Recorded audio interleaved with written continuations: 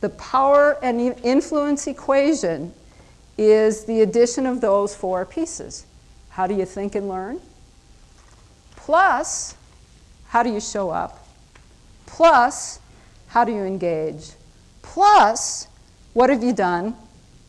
Equals your level of power and influence. Now, it's important to remind you that people see you at different snapshots in your life, different events, different moments, different aspects of your journey. You may have just suffered sort of a downtime. I don't like to say failure because that has a sense of, or a feel of finality to it. I failed. Okay, maybe today you did, but you know what? If you stay there, you failed. Shut it down, go to bed early, turn off the lights, let the world do what it's going to do until you get some rest. You get up the next day, you see it differently. You talk to someone and say, I am stuck. We don't rest enough in this culture. We don't think enough in this culture. We keep going Mach 2 with our hair on fire, and we don't understand why we feel so tired, why we feel so alone, why we feel so inept. Even though we're incredibly smart people and we're working hard, God bless us all, it's time to slow down and work through this kind of thing.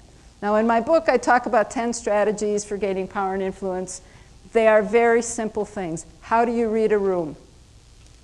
Who's here? Who do they represent? What resources do they bring? How can they help your effort? How is power moving silently throughout a room? Do you know one way you can tell? Watch the eyeballs. Where people are influencing each other, sometimes people nod their heads, sometimes it's very, very subtle. If I'm talking to somebody and I disconnect my eyes, I've checked out. Watch it when you're in meetings, when you go back to work. It's fascinating to see how people create alliances with an eye contact, sometimes with a wink. Very, very subtle stuff, but you see it. Listen to who's talking and who's getting things done at work. Look at the track record of the people you work with.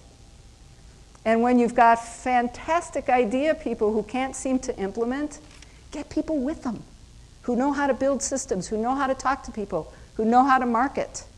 That's where your power and influence, regardless of your position, regardless of your title, to be an observer, a connector, and somebody who can put the right people together at the right time. Dina Fliss, beautiful.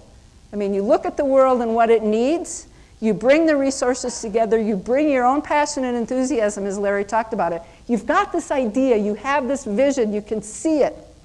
Test it, talk to people, think it through, take the big picture approach. That's where power and influence comes from.